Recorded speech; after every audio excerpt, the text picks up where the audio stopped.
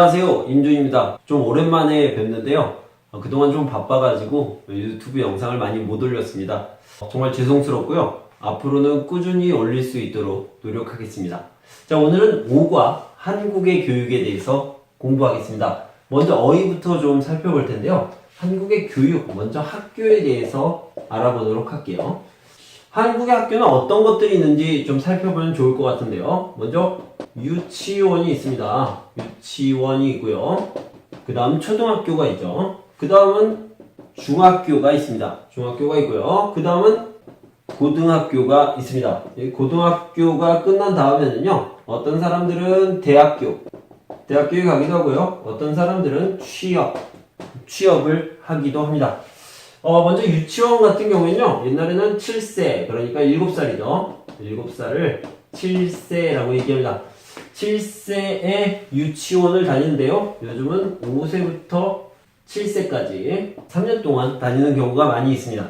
초등학교는요, 6년 동안 다닙니다. 1학년부터 6학년까지 있는데요. 그러니까 8세부터 13세까지가 되겠죠. 그 다음에 중학교는 3년입니다. 3년 동안, 그러니까 14세부터 16세까지 다니겠죠. 고등학교도 3년입니다. 고등학교 3년인데 17세부터 19세까지 다니게 됩니다. 그리고 대학교도는 20세부터 이렇게 다니게 되겠고요. 보통 대학교는 4년 정도 되고요.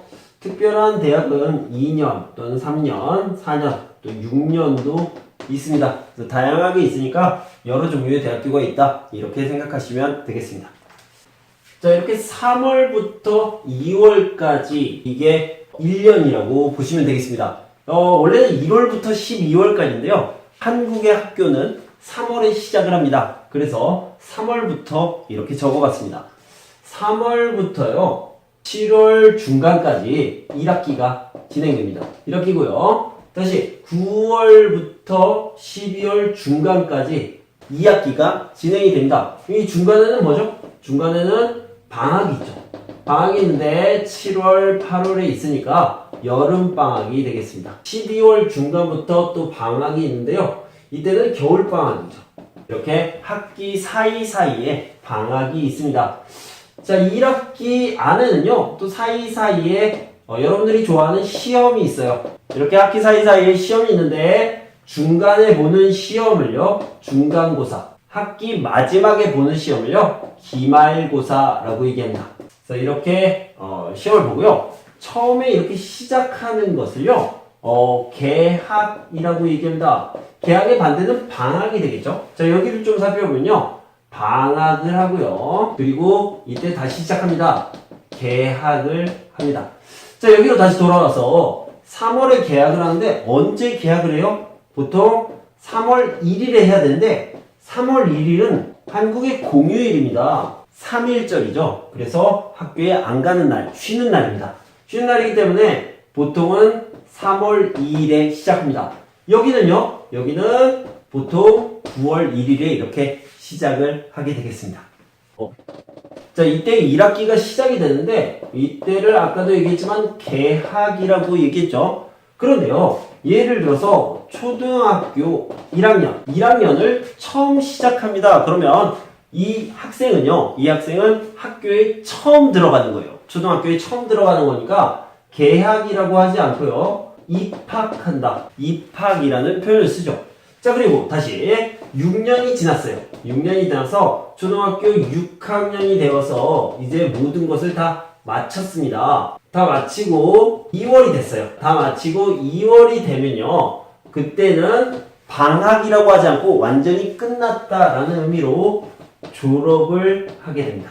졸업. 다시 한번 정리를 해보면요, 방학의 반대는 개학이고요, 입학의 반대는 졸업. 방학해요, 개학해요, 그리고 입학해요, 졸업해요, 이렇게 얘기할 수 있겠습니다. 자, 입학하다라는 말을 조금 더 살펴보면요, 학교에 입학하다라고 얘기했는데 학교에 들어가다라는 표현을 쓰고요. 그 다음에 학교를 졸업하다라는 말을 쓰는데요, 이것도 마찬가지로 학교를 마치다, 학교를 끝내다, 마치다, 이런 표현들이 있습니다. 그래서 같이 알아두시면 좋을 것 같습니다. 자, 이번에는 여러분들이 좋아하는 시험에 대해서 좀 얘기해 볼게요. 시험은 아까도 얘기했지만 중간고사와 기말고사가 있는데요. 자, 이러면 점수가 나오겠죠. 점수는 곧 성적이죠.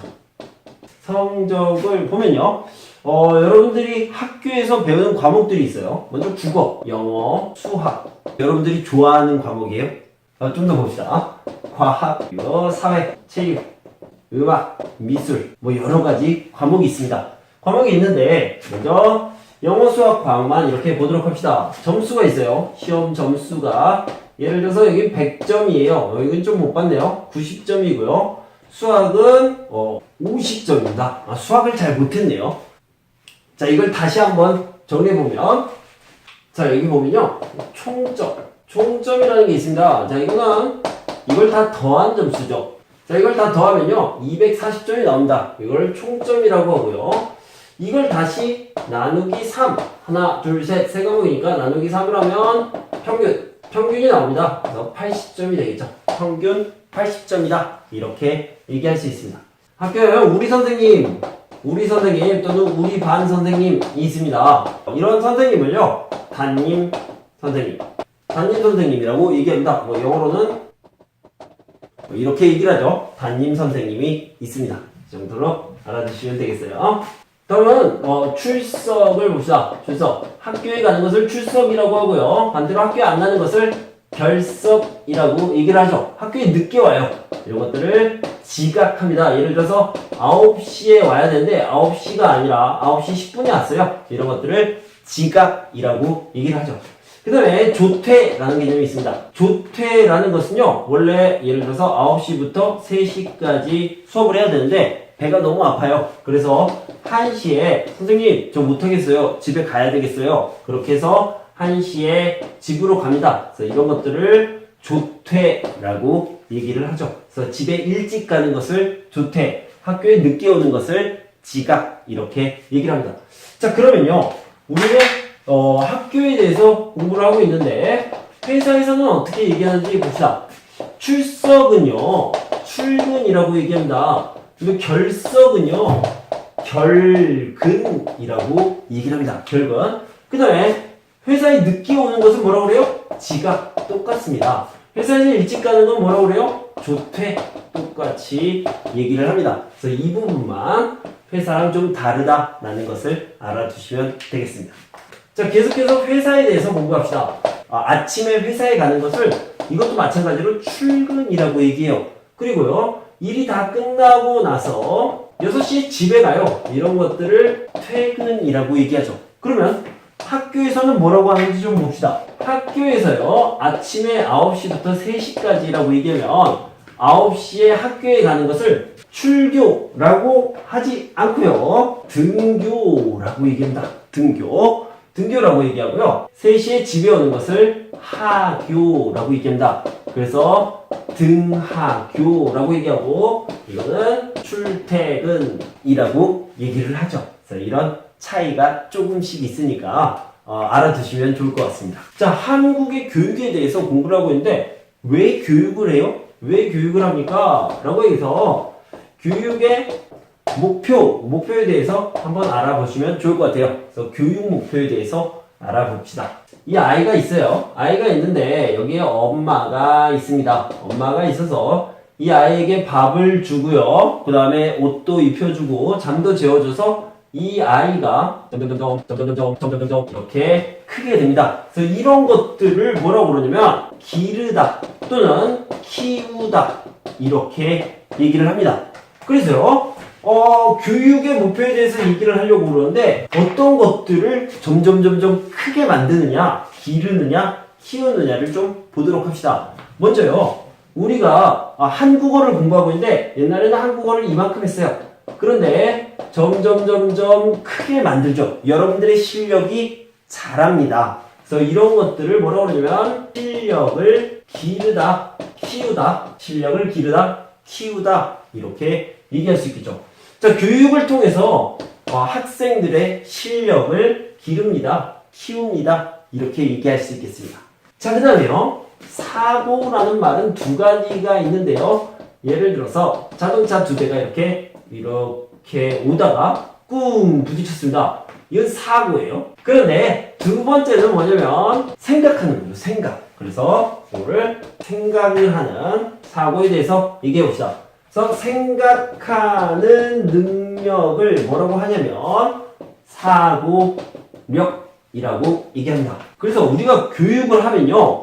생각하는 힘, 생각하는 능력, 이 사고력이 점점 커지는 거죠. 좋아지게 돼요. 그래서 사고력을 기르다, 사고력을 키우다 이렇게 얘기할 수 있겠습니다.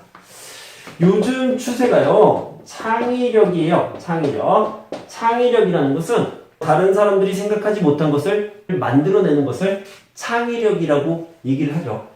그래서 창의력을 또 크게 만든다, 키우다, 기르다 이 정도로 알 수 있습니다. 뭐 창의력을 표현할 때 뭐 이런 그림으로 표현을 했던 것 같아요. 창의력을 키우다 이 정도 알아두시면 되겠어요.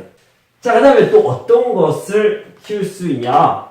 자, I can do it 이렇게 얘기할 수 있습니다. 난 할 수 있어. 나는 뭐든지 할 수 있어. 라고 얘기하는 것을 자신감이라고 얘기합니다. 자신감. 자신감이라고 얘기하는데 이 자신감을 기르다, 키우다 이렇게 표현할 수 있겠어요. 정리를 하면요. 키우다, 기르다라는 것은 작은 것이 커지게 만드는 것을 얘기하는데요. 어떤 것을? 실력을, 사고력을, 창의력을, 자신감을 이렇게 작았던 것을 크게 만든다. 그래서 키우다, 기르다 이렇게 얘기할 수 있겠습니다. 자, 살리다. 살리다라는 말이 있습니다. 이 살리다라는 말은요. 잘 이용하다. 자, 정확한 표현은 활용하다죠. 활용하다인데 어떤 것을 잘 활용해요? 그래서 어떤 사람이 있어요. 이 사람한테는요. 분명히 이 안에 능력이 있습니다. 어떤 것을 잘해요. 어떤 것을 좋아해요. 어떤 것이 잘 어울려요. 이런 것들이 있습니다. 먼저요. 잘 어울리는 것. 자, 어떤 사람한테는 선생님이라는 직업이 잘 어울릴 것 같아요. 어떤 사람한테는 마케팅을 하는 것, 장사를 하는 것이 잘 어울릴 것 같아요. 어떤 사람들은 의사하고 잘 어울릴 것 같아요. 자, 이런 것들을 뭐라고 하냐면 적성이라고 얘기합니다. 적성. 이 안에 들어가 있는 거죠. 그 다음에 이 사람들이 잘할 수 있는 것. 이 사람이 잘하는 것은요. 특기라고 얘기하고요. 그 다음에 어렸을 때부터 원래 잘했던 것을 소질이라고 얘기합니다. 그래서 열심히 노력해서 잘하게 된 것을 특기라고 하고요. 원래부터 잘할 수 있었던 것을 소질이라고 해요. 그래서 전체적으로 잘하는 것으로 정리해도 괜찮겠습니다. 그래서 이런 것들을 잘 이용하는 것을 살리다라고 얘기합니다. 하나만 더 볼게요. 이 사람이 갖고 있는 게요. 다른 사람이 갖고 있는 것과 달라요. 이 사람이 생각하는 것이요. 다른 사람이 생각하는 것과 아주 많이 다릅니다. 이런 것을 뭐라고 하냐면 남들과 다른 이런 것을 뭐라고 하냐면 개성이라고 합니다. 개성. 그래서 이 개성도 잘 이용하면 좋을 것 같아요.